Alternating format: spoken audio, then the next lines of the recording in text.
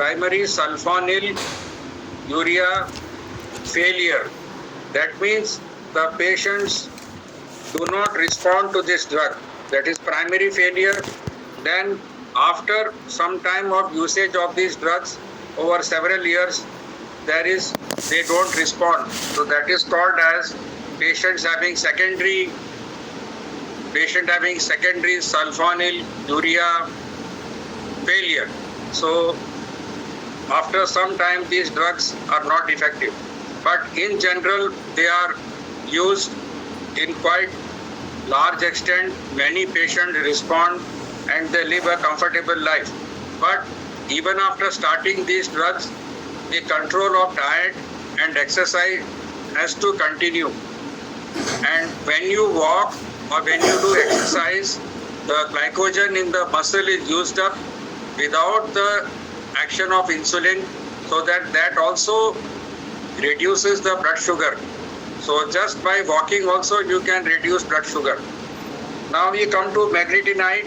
These include repaglinide and netiglinide.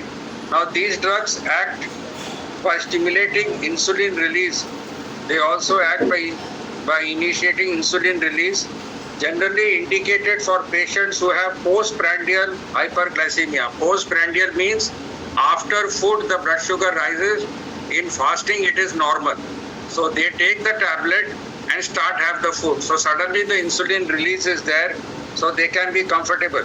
Now there are patients who are following the Ramadan, then patients who are having Navratri Upwas.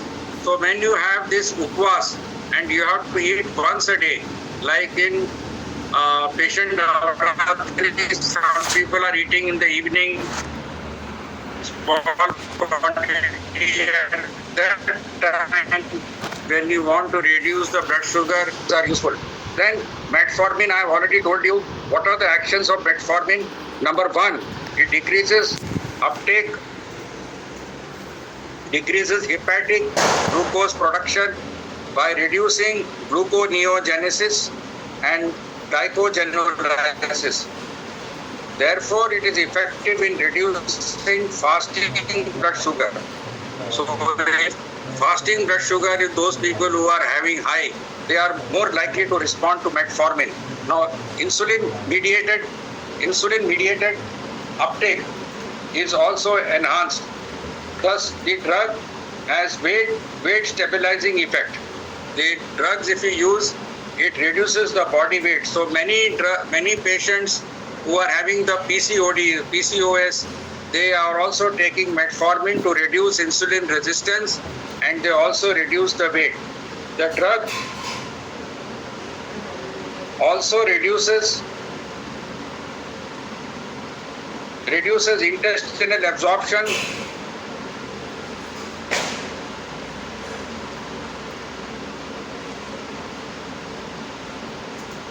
of glucose and increases the GLP-1, glucagon-like peptide. It has got multiple effects.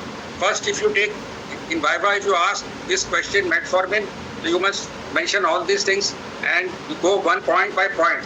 And this is a very commonly used drug. All patients of diabetes coming to you will be taking this drug.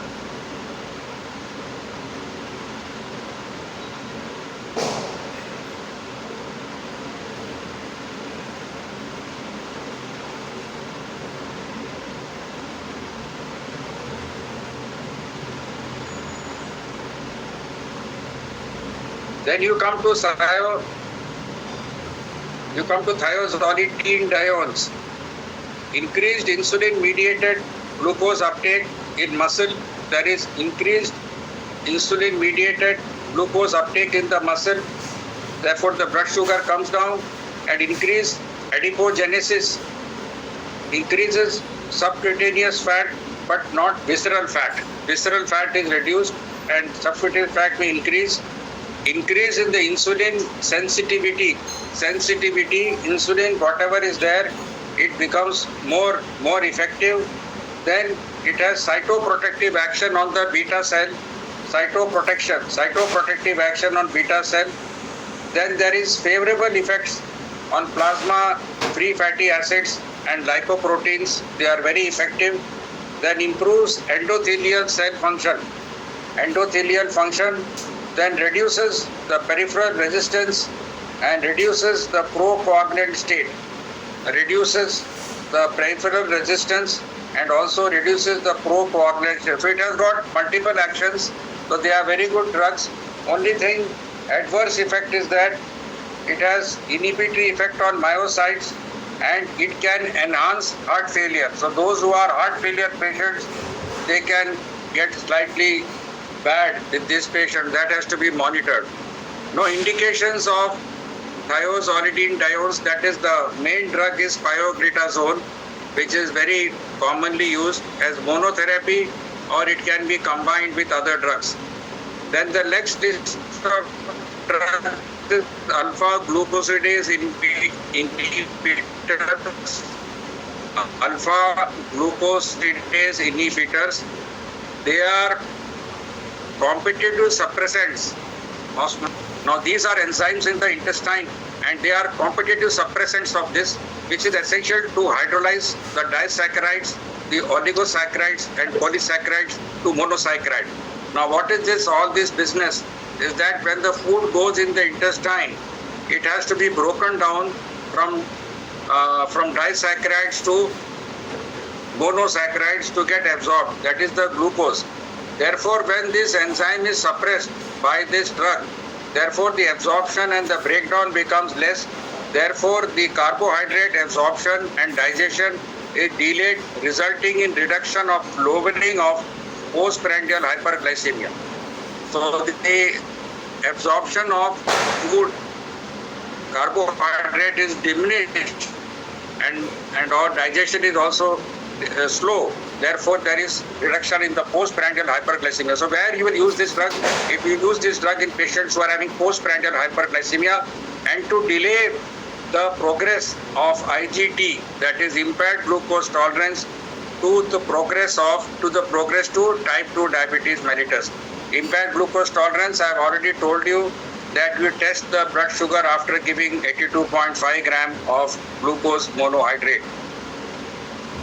Then you come to dipeptidase 4 inhibitors, that is DPP4. DPP-4, 4 Roman में लिखना, Roman में.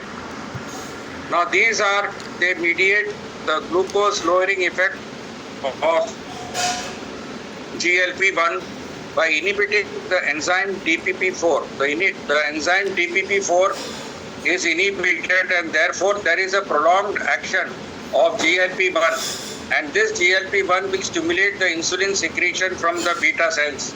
So therefore, this is a very good drug and it is getting lot of wide acceptance and it is being used in clinical practice. So when you see the patient in dental practice having diabetes is so common. So you will find patient is taking all these drugs, DPP4, pioglitazone, metformin, any of these drugs. So don't get confused. These are all anti-diabetic drugs. Although you are not fully hypoglycemia in your clinic, that I already discussed. Then DPP4 are also weight neutral. They don't increase the weight. They are lipid neutral. They don't affect the lipids, and they reduce the blood pressure to some extent, and also reduce the albumin secretion from the urine. Now the indications of DPP4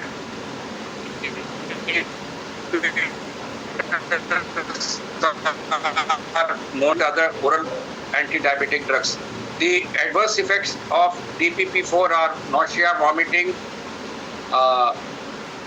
URI, that is upper respiratory infection, can occur, and in very rare cases it can lead to pancreatitis. So that is one risk is there, pancreatitis.